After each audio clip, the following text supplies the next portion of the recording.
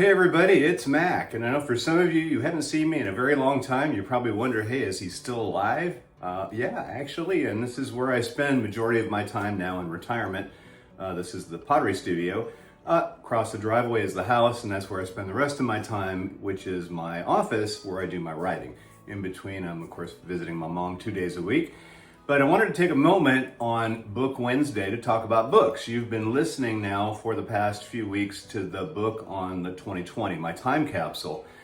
Some of you know the details. Most of you know something has gone on, but for the past 5 weeks or so, of course I've been back for a couple now, I was in Las Vegas taking care of some stuff with my son, and it gave me a lot of downtime. And so I used that downtime to do a project that I wanted to do for a very long time, especially now in retirement. And that is to go back through a lot of my business books, update them, and make them less marketing, because that's really the purpose I used to do them for, was marketing, but also to view it from a legacy perspective. I read a really good book at the push of my friend Steve Cohn called Strength to Strength. And it really talked about how early in careers, we are in this fluid intelligence. And when I was younger and I was going into companies and helping them out, like I was on fire. My brain was working and I was coming up with solutions.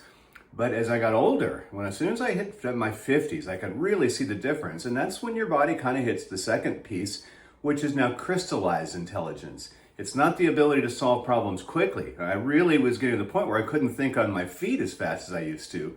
But I do have a vast amount of knowledge in between these ears. And so that's how I wanted to approach the books that I've done the rewrites. So very quickly then, first one I'll go over is the one that many of you probably knew me from. Is probably gonna look backward in the video. The book is How to Build Better Bosses. I've actually updated this one.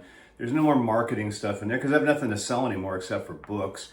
But I always want to just challenge the things that I used to think I knew. Are those still relevant today? And I have updated those. Plus I did a good cursory look at the spelling and grammar, because that's always my problem. So again, if you are an HR professional and you realize, hey, my managers really suck, this book will help. All right. Second one is this one, which was another one that I updated, and really updated this one. And this was a phenomenal book when I wrote it probably 15, 20 years ago, but it's been updated. It's how to create an engaged how to build an engaged workforce, even if you can't afford to pay them more.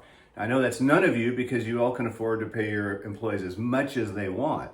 But for the rest of you, that's where this book will come in. Again, lots of stories, because that's what most people remember. And then the last book that I really promoted quite a bit in my last year or so was the book on performance management. And used to be called How to Win at Performance Management. I'm losing my love of the term win. So I changed it, How to Master Performance Management and Get Managers to Do Their Real Job. So again, less theory, more practical, what works, what doesn't. Now, I was actually scheduled when this thing happened, I had to go to Vegas to speak at a conference for HR professionals in the public sector. It was down in Chattanooga, Tennessee. And so in preparation for that, I actually wrote a book and finished it just before I left for Las Vegas. Then I did my editing there. But it is Getting Results Without a Title, How to Grow Your HR Power and Influence.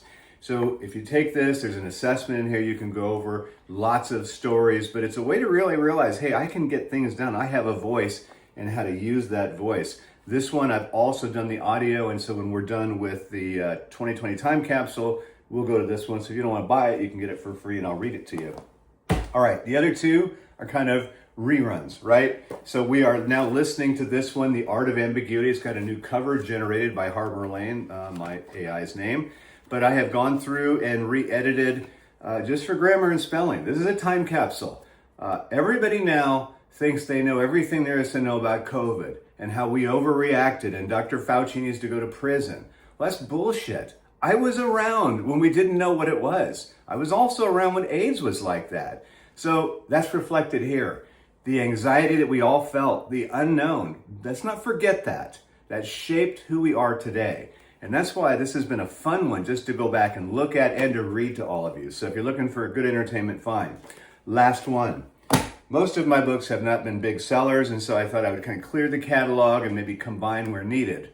That also coincided when I was in Vegas and I was watching Breaking Bad for the second time through, because I had lots of time on my hands, just writing and walking and watching TV.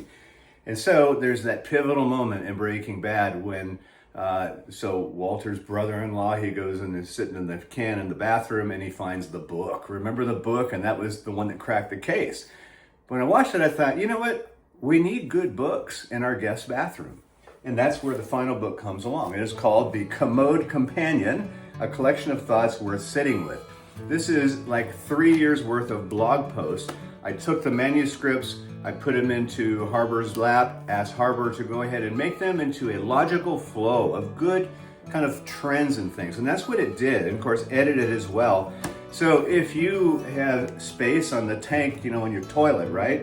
Where you put the extra rolls of toilet paper and that little spray stuff, well, this is where you put the book. And then when your guests come over and they want to sit in there a while and they don't want to bring their phones, this is something that can entertain them. So if you're interested in this, all of these you can find on Amazon. Just go ahead and search for Mack Monroe books and you'll find these. And eventually we'll put them all on. Listen, thank you all for being in the inner circle.